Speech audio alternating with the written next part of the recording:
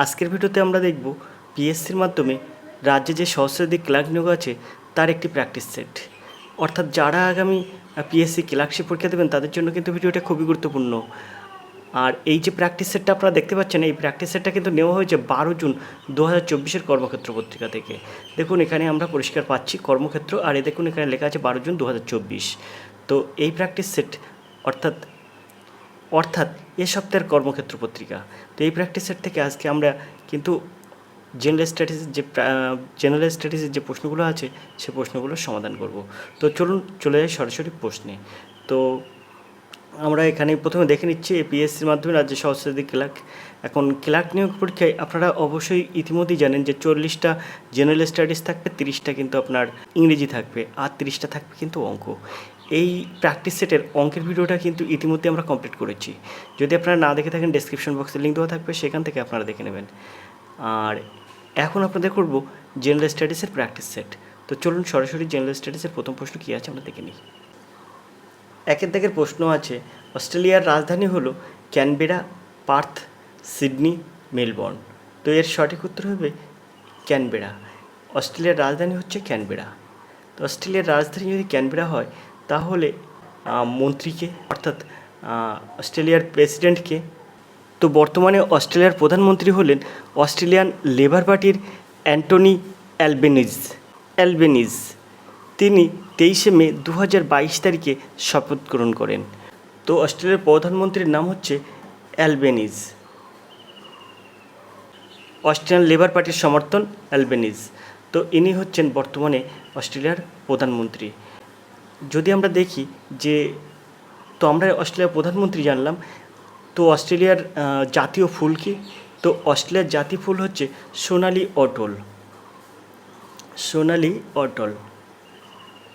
আর যদি আমরা দেখি যে এখানকার মুদ্রা কি, তো এখানকার মুদ্রা হচ্ছে ডলার, যা অস্ট্রেলিয়ান $1 সমান আমাদের দেশে অর্থাৎ ভারতীয় টাকা 57। অস্ট্রেলিয়ান $1 সঙ্গে আমাদের টাকা 57 টাকার সমান। তো আশা করি আপনারা বুঝতে পেরেছেন। আমরা চলে যাব 2 দাগের এই প্রশ্নে। প্রশ্ন আছে, বর্তমানে তেলেঙ্গানা রাজ্যের রাজ্যপাল হলেন জয়দীপ হংসরাজ, সিপি রাধাকৃষ্ণন, দীপক বালানি, দেবেন্দ্র ঝাঝরিয়া। তো এখানে যে অপশানগুলো দেওয়া আছে এর মধ্যে কেউ কিন্তু বর্তমান তেলেঙ্গানা রাজ্যের রাজ্যপাল নয়। তো এখন বর্তমানে তেলেঙ্গানা রাজ্যের রাজ্যপালটা কে? তামিলসাই সৌন্দররাজন।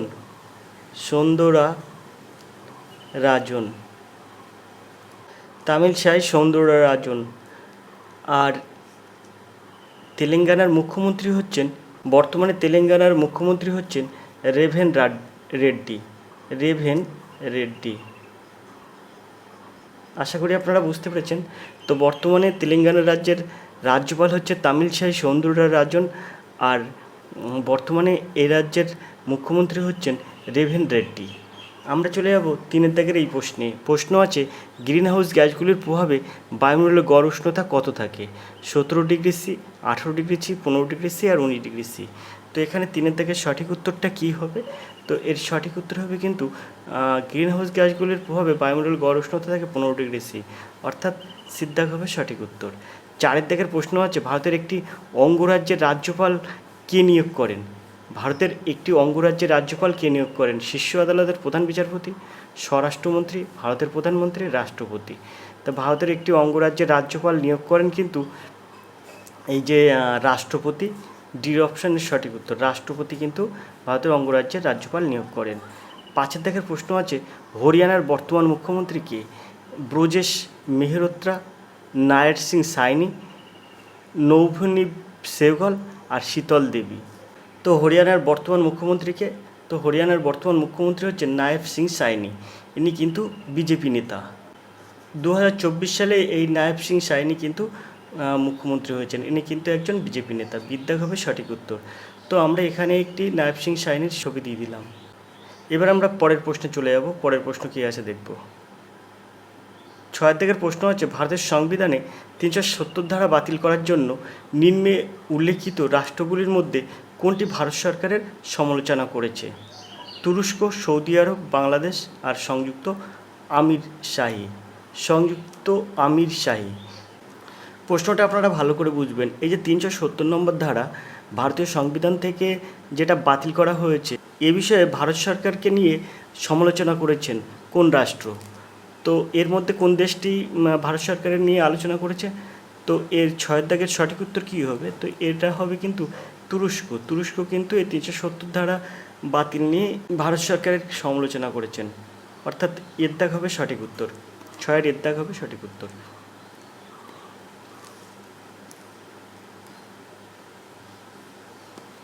7 দাগের প্রশ্ন আছে, বর্তমান হাঙ্গেরির রাষ্ট্রপতি হলেন Mohammad Mustafa, Simon Harris, Thomas Sulyok, Asif Ali Zardari. তো এখানে সঠিক উত্তর কী হবে? তো টমাস সুলোক এর সঠিক উত্তর হবে, সিদ্ধাগ হবে সঠিক উত্তর। বর্তমানে হাঙ্গেরির রাষ্ট্রপতি হলেন টমাস সুলোক। 8 দাগের প্রশ্ন আছে, কে ভারতীয় জাতীয় কংগ্রেসের প্রথম সভাপতি ছিলেন? Surendranath Banerjee, Dadabhai Naoroji, Allan Octavian Hume, Umeshchandra Banerjee.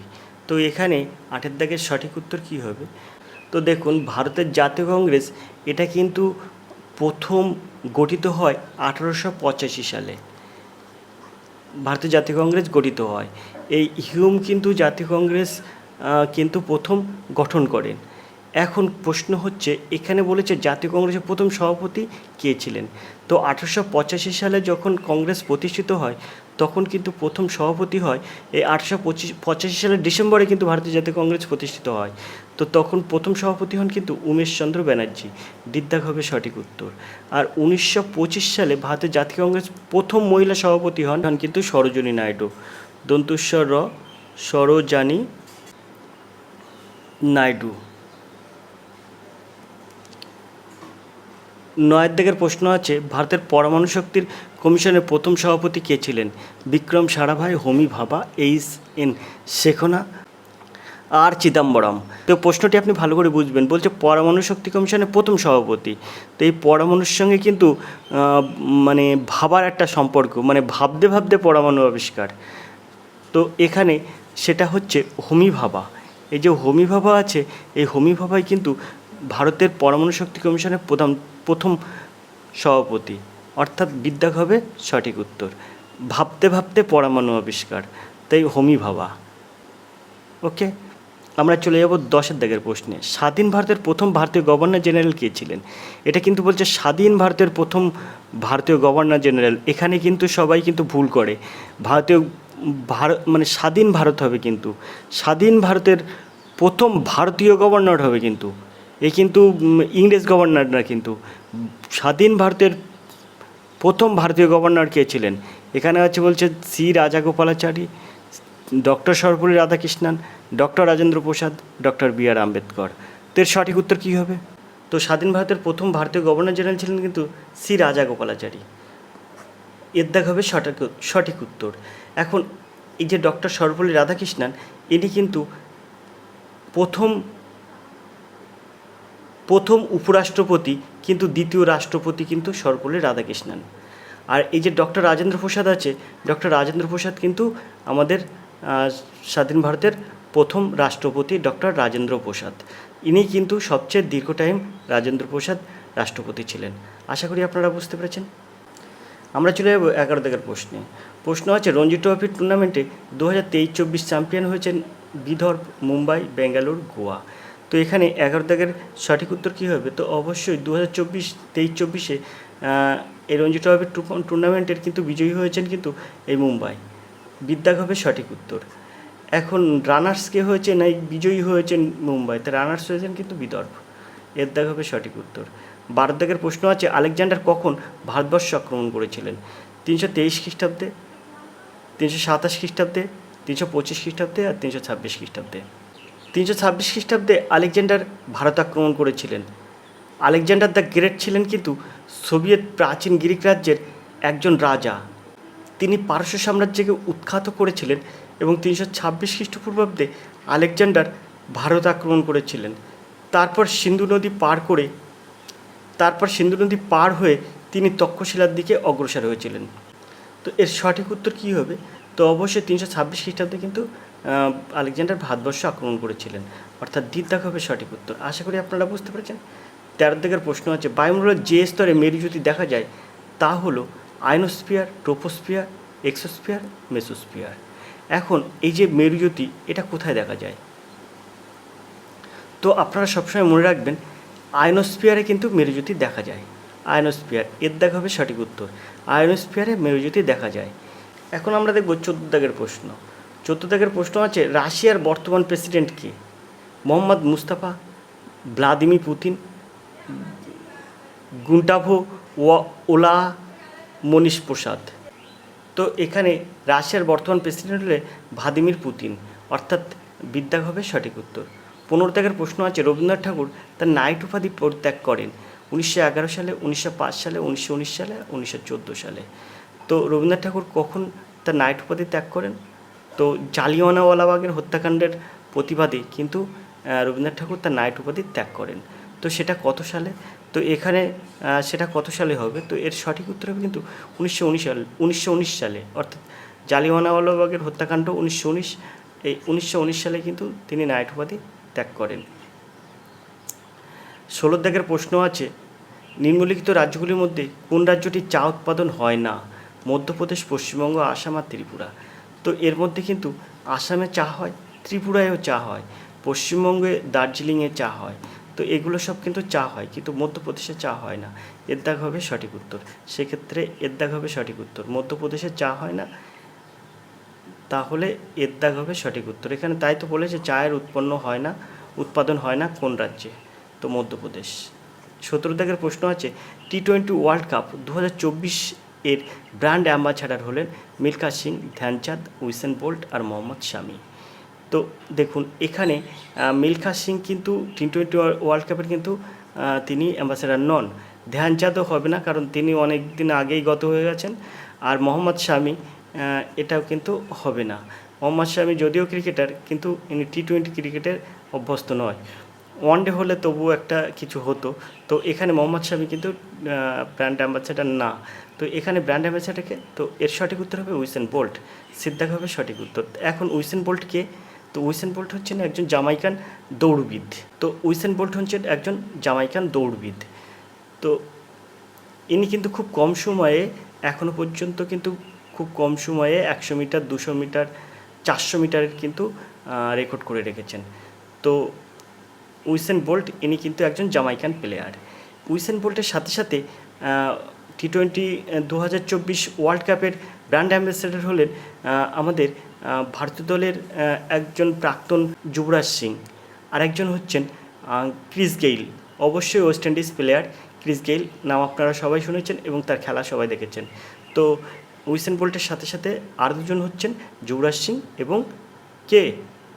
যুবরাজ সিং এবং যুবরাজ সিং এবং ক্রিস গেইল, একজন ভারতীয় যুবরাজ সিং এবং Chris Gayle West Indies player. 18 দাগের প্রশ্ন আছে, কোন নদীটির উৎস হিমালয়? ব্রহ্মপুত্র, নর্মদা, কাবেরী, দামোদর। তো এখানে কাবেরী, দামোদর, নর্মদা এগুলো কিন্তু কখনো উত্তর হবে না। এখানে হচ্ছে এই হিমালয়ের থেকে উৎস হয়েছে ব্রহ্মপুত্রের। এর দাগ হবে সঠিক উত্তর। 19 দাগের প্রশ্ন, অমরকণ্টক এই শহরটি কোন রাজ্যে অবস্থিত? তো অবশ্যই আপনারা জানেন এখানে, তবু আমি আবার বলে দিচ্ছি, রাজস্থান, মধ্যপ্রদেশ, উত্তরাখণ্ড আর মহারাষ্ট্র। তো 19 দাগের সঠিক উত্তর কী হবে? তো এই মধ্যপ্রদেশের কিন্তু অমরকণ্টক, মধ্যপ্রদেশে। বিদ্যাগ হবে সঠিক উত্তর। এখানে আমরা এই মধ্যপ্রদেশের অমরকণ্টক শহর অবস্থিত, এছাড়া কোন নদী অবস্থিত, অমরকণ্টক পাহাড় আছে, সেসবগুলো সব কিন্তু আমরা একটা মানে সূত্রের সাহায্যে মুখস্থ রাখতে পারি। তো যাই হোক, এখানে 19 দাগের সঠিক উত্তর হবে কিন্তু বিদ্যাগ। 20 দাগের প্রশ্ন আছে, ইসরো এর সদর দপ্তর কোথায়? ইসরো বলতে কী বুঝি আমরা? তো আমরা আসছি সে কথায়। তো এর অপশান আছে আহমেদাবাদ, হায়দ্রাবাদ, বেঙ্গালুরু আর তিরুবনন্তপুরম। তো ইসরো এর সদর দপ্তর অবশ্যই হচ্ছে বেঙ্গালুরে। সিদ্ধাক হবে সঠিক উত্তর। এখন ইসরোটা কী জিনিস? তো ইসরোর সম্পূর্ণ নাম হচ্ছে ইন্ডিয়ান স্পেস রিসার্চ অর্গানাইজেশন। অর্থাৎ আই কথার অর্থ হচ্ছে ইন্ডিয়ান, এস এর অর্থ হচ্ছে স্পেস, আর এর অর্থ হচ্ছে রিসার্চ, আর ওর অর্থ হচ্ছে অর্গানাইজেশান। সব মিলিয়ে ইন্ডিয়ান স্পেস রিসার্চ অর্গানাইজেশান। এই ইসরো প্রথম কিন্তু উপগ্রহ আর্যভট্ট তৈরি করেছিলেন 1975 সালে 19 এপ্রিল। এই আর্যভট্ট উপগ্রহটি গণিতবিদ আর্যভট্টের নাম অনুসারে হয়েছিল। তো এখানে আশা করি আপনারা বুঝতে পেরেছেন, ইসরোর সম্পূর্ণ নাম হচ্ছে ইন্ডিয়ান স্পেস রিসার্চ অর্গানাইজেশন। তো এর সঠিক উত্তর কী হবে? তো এই ইসরোর সদর দপ্তর কোথায় অবস্থিত? বেঙ্গালুরে। এই ইসরোর সদর দপ্তর বেঙ্গালুরুতে নিয়ে আসার পিছনে ছিলেন কিন্তু যে মানুষটার সবচেয়ে বেশি অবদান বা নিরলস প্রচেষ্টার মাধ্যমে পরিশ্রম করে তিনি নিয়ে এসেছিলেন, তিনি হলেন সতীশ ধাওয়ান। তার নামে রয়েছে শ্রীহরিকোটার স্পেস সেন্টারটি। তো আশা করি আপনারা বুঝতে পেরেছেন। তো এর সঠিক উত্তর হবে কিন্তু ইসরো এর সদর দপ্তর হচ্ছে বেঙ্গালুরে।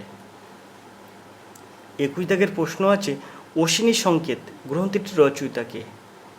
সমরেশ বসু, শীর্ষেন্দু মুখোপাধ্যায়, মানিক বন্দ্যোপাধ্যায়, বিভূতিভূষণ বন্দ্যোপাধ্যায়। তো অশ্বিনী সংকেত এর সঠিক উত্তর কী হবে? তো এই গ্রন্থটা রচনা করেছেন কিন্তু বিভূতিভূষণ বন্দ্যোপাধ্যায়। ডিদ্দাগ হবে সঠিক উত্তর। আশা করি আপনারা বুঝতে পেরেছেন। আমরা চলে যাব পরের প্রশ্নে। 22 দাগের প্রশ্ন আছে, সুন্দর একটি প্রশ্ন। রেড ডাটা বুক কত সালে প্রকাশিত হয়? এই রেড ডাটা বুক এটা কী জিনিস? আসলে এই রেড ডাটা বুক হচ্ছে বিভিন্ন প্রজাতি যারা অবলুপ্তর পথে, সেরকম কিছু প্রাণীর নাম সংগ্রহ করে যে বইতে রাখা হয় সেটাকে কিন্তু বলা হয় রেড ডাটা বুক। তো এটা প্রকাশিত হয়েছিল কত সালে? 1963 সালে, 1863 সালে, 1973 সালে, 1873 সালে। তো এখানে 22 দাগের সঠিক উত্তর কী হবে? তো 22 দাগের সঠিক উত্তর হবে কিন্তু 1963 সালে। এর দাগ হবে সঠিক উত্তর। রেড ডাটা বুক 1963 সালে কিন্তু এটা প্রকাশিত হয়েছিল। 23 দাগের প্রশ্ন আছে, যে উপন্যাসে স্বদেশ ভূমিকে দেশমাতা বলে অভিহিত করা হয়েছিল তা হলো পথের পাঁচালী, আনন্দমঠ, আরণ্যক, কোনটি নয়? তো অবশ্যই এই যে স্বদেশ ভূমিকে দেশমাতা বলে অভিহিত করা হয়েছে, তো সেটি হলো অবশ্যই আনন্দমঠ। বিদ্যাগ হবে সঠিক উত্তর, আনন্দমঠ। 24 দাগের প্রশ্ন আছে, 1944 সালে এপ্রিল মাসে ব্রিটিশ সেনাবাহিনীকে পরাস্ত করে আইএনএ যেখানে ভারতীয় পতাকা উত্তোলন করেছিল সেই জায়গার নাম কি? কোহিমা, মোরে, ইম্ফল, ময়রাং। তো এখানে কি হবে? 24 দাগের সঠিক উত্তর কী হবে? তো এখানে 24 দাগের সঠিক উত্তর হবে কিন্তু ময়রাং। ডিদ্দাগ হবে সঠিক উত্তর। 25 দাগের প্রশ্ন আছে, কোনটি অতীতে পর্তুগিজদের কলোনি ছিল না? আন্দামান ও নিকোবর দ্বীপপুঞ্জ, পন্ডিচেরি, গোয়া, দমন ও দিউ। কোনটি অতীতের পর্তুগিজদের কলোনি ছিল না? তো এখানে পর্তুগিজদের কলোনি ছিল না, তো এর মধ্যে কোনটি সঠিক? তো এখানে আন্দামান ও নিকোবর দ্বীপপুঞ্জ। এর দাগ হবে সঠিক উত্তর। 26 দাগের প্রশ্ন আছে, স্বামী বিবেকানন্দ শিকাগো ধর্মসভায় বক্তৃতা দিয়েছিলেন 1892 সালে, 1890 সালে, 1894 সালে, 1893 সালে। তো স্বামী বিবেকানন্দ শিকাগো ধর্মসভায় বক্তৃতা দিয়েছিলেন কত সালে? তো এখানে অবশ্যই এটা আপনারা তো জানেন। তো 26 দাগের সঠিক উত্তর তাহলে কী হবে? তো এর সঠিক উত্তর হবে কিন্তু 1893 সালে কিন্তু এই শিকাগো ধর্মসভায় স্বামী বিবেকানন্দ বক্তৃতা দিয়েছিলেন। অর্থাৎ দিদ্দাগ হবে সঠিক উত্তর, 1893 সালে। 27 দাগের প্রশ্ন আছে, শ্রী শ্রী রামকৃষ্ণদেবের জন্মস্থান কামারপুকুর কোন জেলায় অবস্থিত? শ্রী শ্রী রামকৃষ্ণদেবের জন্মস্থান কামারপুকুর, এটি কোন জেলায় অবস্থিত? নদিয়া, পূর্ব বর্ধমান, হুগলি আর হাওড়া। তো এই যে কামারপুকুর, এই কামারপুকুরটা কিন্তু সবসময় মনে রাখবেন হুগলিতে অবস্থিত। সিদ্ধাক হবে সঠিক উত্তর। 28 দাগের প্রশ্ন, রাজীব গান্ধীর সমাধিস্থল কোথায় অবস্থিত? তো রাজীব গান্ধী কিন্তু মারা গিয়েছিলেন কোথায়? তো প্রধানমন্ত্রী রাজীব গান্ধী জঙ্গি হামলায় নিহত হয়েছিলেন, সেটি কিন্তু তামিলনাড়ুর কাঞ্চিপুরম জেলায় অবস্থিত। রাজ্যের রাজধানী হল চেন্নাই, আর সেটি কিন্তু এই রাজীব গান্ধীর স্মারকস্থলের নিকটে অবস্থিত। এখন এখানে প্রশ্ন হচ্ছে রাজীব গান্ধীর সমাধিস্থল কোথায় অবস্থিত? কিন্তু এই জায়গাটায় আছে অপশান বীরভূমি, চৈত্যভূমি, শান্তিভূমি, একতাস্থল। তো এখানে আমার মনে হচ্ছে কোথায় হবে না, রাজীব গান্ধীর সমাধিস্থল মানে এই সমাধিস্থলের কী নাম, সমাধিস্থল নাম কি, রাজীব গান্ধীর সমাধিস্থলের নাম কি, এটা মনে হচ্ছে এখানে উত্তর চাইছে। আর যদি সেটা চায় অর্থাৎ নাম কি চায়, তাহলে এটার সঠিক উত্তর হবে কিন্তু এর দাগ, বীরভূমি। বীরভূমি এর দাগ হবে সঠিক উত্তর। অর্থাৎ রাজীব গান্ধীর সমাধিস্থলের নাম কি, তো হবে বীরভূমি। আর রাজীব গান্ধীর সমাধি কোথায় দেওয়া হয়, সেটা কিন্তু তামিলনাড়ুর রাজধানী চেন্নাইয়ের নিকটবর্তী, যেখানে রাজীব গান্ধী মৃত্যু হয়েছিল, সেটা হচ্ছে তামিলনাড়ুর কাঞ্চিপুরম জেলায়। আশা করি আপনারা বুঝতে পেরেছেন। 29 দাগের প্রশ্ন দেখব। 29 দাগের প্রশ্ন আছে, যাযাবর নামে কোন বাঙালি লেখক পরিচিত? নারায়ণ মুখোপাধ্যায়, সমরেশ বসু, বিনয় ঘোষ আর বিনয় মুখোপাধ্যায়। তো যাযাবর কাকে বলে ডাকা হতো, মানে কোন লেখকের ছদ্মনাম যাযাবর? তো এখানে 29 দাগের সঠিক উত্তর হবে বিনয় মুখোপাধ্যায়ের ছদ্মনাম কিন্তু যাযাবর। নেক্সট, তো 30 দাগের প্রশ্ন আছে, 2028 সালে ব্রিক্স এর সভাপতিত্ব করবে কোন দেশ? চীন, ভারত, ব্রাজিল আর রাশিয়া। তো অবশ্যই ইতিমধ্যে আপনারা জেনে গেছেন যে 2028 সালে ব্রিক্সের সভাপতিত্ব করবেন কোন দেশ। তো এটা কিন্তু এর সঠিক উত্তর হবে কিন্তু রাশিয়া। ডির দাগ হবে সঠিক উত্তর। রাশিয়া কিন্তু 2028 সালে ব্রিক্সের সভাপতিত্ব করবেন। এবারে 31 দাগের প্রশ্ন চলে যাব, কোন ক্ষেত্রে নোবেল পুরস্কার দেওয়া হয় না? শান্তি, পদার্থবিদ্যা, কলা আর সাহিত্যে। তো এখানে শান্তিতে নোবেল পুরস্কার দেওয়া হয়, আপনারা তো অবশ্যই জানেন। পদার্থবিদ্যাতে দেওয়াই হয়, পদার্থবিদ্যা রসায়নবিদ্যা দুটোতেই দেওয়া হয়। তো পদার্থবিদ্যা, শান্তি এ দুটোতেই নোবেল পুরস্কার দেওয়া হয়, সাহিত্যেও নোবেল পুরস্কার দেওয়া হয় না কোথায়? কলায়। কলায় কিন্তু আপনার নোবেল পুরস্কার দেওয়া হয় না। তো সির দাগ হবে সঠিক উত্তর, কলায় নোবেল পুরস্কার দেওয়া হয় না। 32 দাগের প্রশ্ন দেখব, ইলেকট্রন কী আবিষ্কার করেন? তো জন ডাল্টন, জে থমসন আর রাদারফোর্ড আর জেমস চ্যাডউইক। তো এখানে ইলেকট্রন আবিষ্কার করেন কে? ডাল্টন আবিষ্কার করেন পরমাণু, আর জে থমসন আবিষ্কার করেন কিন্তু ইলেকট্রন। বিদ্যাগ হবে সঠিক উত্তর। তো 32 দাগের সঠিক উত্তর হবে কিন্তু বিদ্যাগ। চলে যাব 33 দাগের প্রশ্নে। প্রশ্ন আছে, কোন ভিটামিন সাধারণত বৃক্কতে উৎপন্ন হয়? কোন ভিটামিন সাধারণত বৃক্কতে উৎপন্ন হয়? Vitamin C, vitamin D, vitamin A, vitamin E. এটা কিন্তু বৃক্কতে উৎপন্ন হয় কোন ভিটামিন? তো এখানে কোন ভিটামিনটা বৃক্কতে উৎপন্ন হয়? তো এর সঠিক উত্তর হবে কিন্তু ভিটামিন ডি। ভিটামিন ডি কিন্তু বৃক্কতে উৎপন্ন হয়, অর্থাৎ বিদ্যাগ হবে সঠিক উত্তর। তো ভিটামিন ডি হচ্ছে এর সঠিক উত্তর, বিদ্যাগ হবে এর সঠিক উত্তর। কোন ভিটামিন সাধারণত বৃক্কতে উৎপন্ন হয় না? তো ভিটামিন ডি হচ্ছে সাধারণত বৃক্কতে উৎপন্ন হয় না। কোন ভিটামিন সাধারণত বৃক্কতে উৎপন্ন হয়? তো ভিটামিন ডি হচ্ছে সাধারণত বৃক্কতে উৎপন্ন হয়। আচ্ছা, এর পাশাপাশি আমরা যদি বলি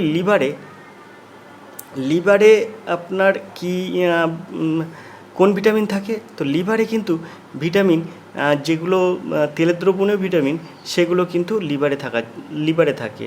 সেগুলো কি কি? তো তারপরে ডি, ই আর কে, এগুলো কিন্তু লিভারে থাকে। আর পাশাপাশি আরও একটা ভিটামিন, সেটা হচ্ছে ভিটামিন B6 থাকে আর ভিটামিন B12 থাকে। এগুলো কিন্তু লিভারে থাকে। আশা করি আপনারা বুঝতে পেরেছেন। এটাই হবে। কখনো কখনো এই প্রশ্নটা ঘুরিয়ে কিন্তু বলতে পারে নিচের কোন ভিটামিনটি লিভারে থাকে না। সেই ক্ষেত্রে অপশান দিতে পারে vitamin C, vitamin D, vitamin A, vitamin E, এরকম অপশানগুলো দিতে পারে। সেই ক্ষেত্রে লিভারে কোন ভিটামিন থাকে না, সেক্ষেত্রে কিন্তু আমরা ভিটামিন সিটাকে বলবো লিভারে থাকে না।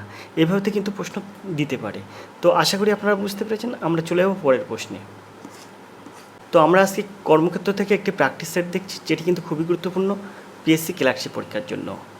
আমরা চলে যাবো 34 দাগের এই প্রশ্নে। 34 দাগের প্রশ্নটা দেখার আগে আপনাদের একটা কথা বলে রাখবো, সেটা হচ্ছে যারা পিএসসি ক্লার্কশিপ পরীক্ষা দেবেন এবং যারা পিএসসি মিসলেনিয়াস পরীক্ষা দেবেন, তাদের জন্য কিন্তু নিয়মিত আর এডুকেশন স্কুল প্রতিদিন সকালে একটি করে প্র্যাকটিস সেট আপনাদের জন্য আপলোড করছে। কর্মক্ষেত্র, কর্মসংস্থান, কর্মসংস্কৃতি, বিভিন্ন রকম পত্রিকা থেকে, এছাড়াও অ্যাসিভার্স মাসিক বই এবং পেশা প্রবেশ আর আপনার সাফল্য থেকে কিন্তু বিভিন্ন রকম প্র্যাকটিস সেট আপনাদের জন্য আমরা প্রতিনিয়ত নিয়ে আসছি। পিএসসি মিসলেনিয়াস এবং পিএসসি ক্লার্কশিপের এই স্পেশাল ক্লাসগুলো দেখার জন্য অবশ্যই আমাদের চ্যানেলের দিকে নজর রাখুন। আরও একটা কথা যদি আপনাদের বলে রাখি, যে নিয়মিত আপনারা অঙ্কের ভিডিও যদি না পান তাও আপনারা কমেন্ট করবেন। আর এখানে আপনি মনে রাখবেন যে মিসলেনিয়াস এবং প্রিলিতে কিন্তু যেসব ক্যান্ডিডেট পরীক্ষা দেবে তার বেশিরভাগ অঙ্কে থাকবে কিন্তু উইক। সেই ক্ষেত্রে আপনি যদি অঙ্কে সাফল্য লাভ করতে পারেন তাহলে এখানে মানে পাশ করা খুব ইজি ব্যাপার। তো এখানে অবশ্যই আপনারা জানেন 30টা অঙ্ক থাকবে, মিসলেনিয়াসে সম্ভবত 25টা অঙ্ক থাকবে। তো দুটোতেই কিন্তু অঙ্ক থাকবে। তো অঙ্কর ক্লাসগুলো আপনারা দেখুন, অবশ্যই আপনাদের সুফল হবে। এছাড়াও আপনি যদি আমার সঙ্গে যোগাযোগ করতে পারেন পিডিএফ সংক্রান্ত কোনো বিষয়ের জন্য অথবা কোনো অঙ্ক বিষয় বা যে কোনো প্রবলেমের জন্য যদি আপনি আমাকে কন্ট্যাক্ট করতে চান তাহলে এই নাম্বারে আপনি কন্ট্যাক্ট করতে পারেন 85 339 82 506। এই নাম্বারে আপনি কন্ট্যাক্ট করতে পারেন। এটাই আবার আপনি হোয়াটসঅ্যাপ করতে পারেন। অবশ্যই কন্ট্যাক্ট নাম্বারে আপনি কন্ট্যাক্ট করতে পারেন রাত 10টা থেকে 11টা এর মধ্যে আপনারা কন্ট্যাক্ট করতে পারেন 85 339 82 506। এই নাম্বারে কন্ট্যাক্ট করলে আপনার যাবতীয় সমস্যার সমাধান আমরাই করে দেবো। তো চলুন চলে যাবো পরের প্রশ্নে। পরের প্রশ্ন যাবো, তো তার আগে এই জায়গাটায় আমরা এই নাম্বারটা একটু মুছে রাখি। তো আমরা এবার প্রশ্নে চলে যাব। 34 দাগের প্রশ্ন আছে, সম্প্রতি কোন দেশ ওয়ার্ল্ড হেলথ অর্গানাইজেশন কর্তৃক ম্যালেরিয়া মুক্ত দেশ হিসেবে ঘোষিত করেছে? অ্যাঙ্গোলা, কেপ ভার্দে প্রজাতন্ত্র, নাইজেরিয়া আর বুর্কিনা ফ্যাসো। তো এখানে এই ম্যালেরিয়া মুক্ত দেশ হিসেবে ঘোষিত করেছে কিন্তু এই কেপ ভার্দে প্রজাতন্ত্র, অর্থাৎ বিদ্যাক হবে সঠিক উত্তর। 35 দাগের প্রশ্ন চলে যাব।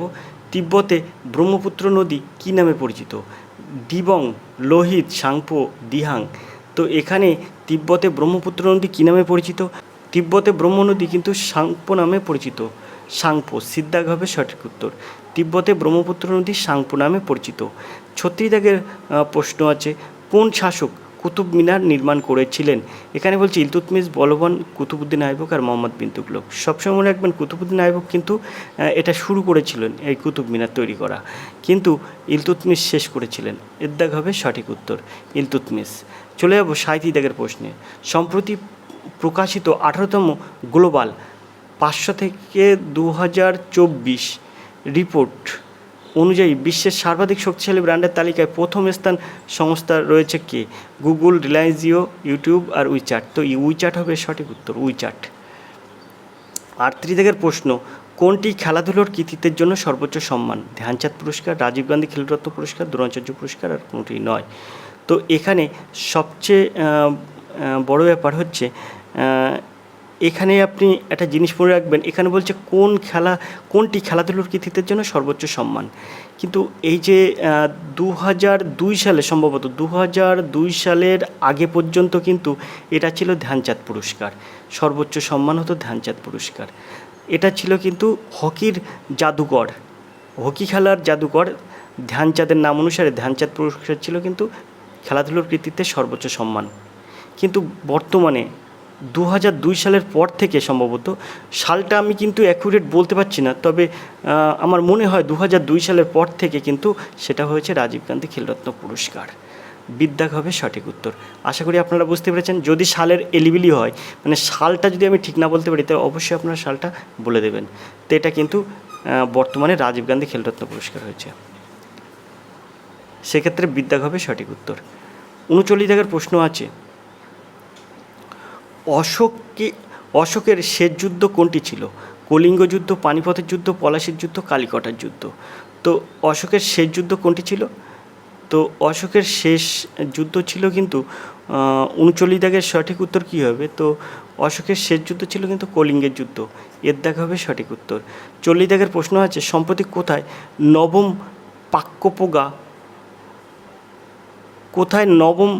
পাক্কেপাগা হর্নবিল ফেস্টিভ্যাল, এই পাক্কেপাগা হর্নবিল ফেস্টিভ্যাল উদযাপিত হলো? খুব ইম্পর্টেন্ট একটা প্রশ্ন, পাক্কেপাগা হর্নবিল ফেস্টিভ্যাল এটা কোথায় উদযাপিত হলো? তো এখানে আছে উড়িষ্যা, অরুণাচল প্রদেশ, সিকিম, মিজোরাম। তো এখানে 40 দাগের সঠিক উত্তর কী হবে? তো এটা পাক্কেপাগা হর্নবিল, এটা কিন্তু এই উৎসব কিন্তু অরুণাচল প্রদেশে হয়েছে। বিদ্যাক হবে সঠিক উত্তর, পাক্কেপাগা হর্নবিল ফেস্টিভ্যাল। বিদ্যাক হবে সঠিক উত্তর। আশা করি আপনারা বুঝতে পেরেছেন। তো এরপরে চলিয়ে দেখার পরে কিন্তু অঙ্কের প্রশ্নের সমাধান। এই অঙ্কের সমাধান যদি আপনি দেখতে চান তো অবশ্যই আমাদের চ্যানেলের দিকে নজর রাখুন। অঙ্কের প্রশ্নের সমাধান কিন্তু খুব শীঘ্রই চলে আসবে। তো এই অঙ্কের সমাধানগুলো দেখতে এবং অন্যান্য ক্লাসগুলো দেখতে অবশ্যই চ্যানেলের দিকে নজর রাখুন। তো আজকের ক্লাসটি এই পর্যন্ত, দেখা হবে পরের ক্লাসে। ততক্ষণ আপনি ভালো থাকুন, সুস্থ থাকুন। ধন্যবাদ, আপনার দিন শুভ হোক।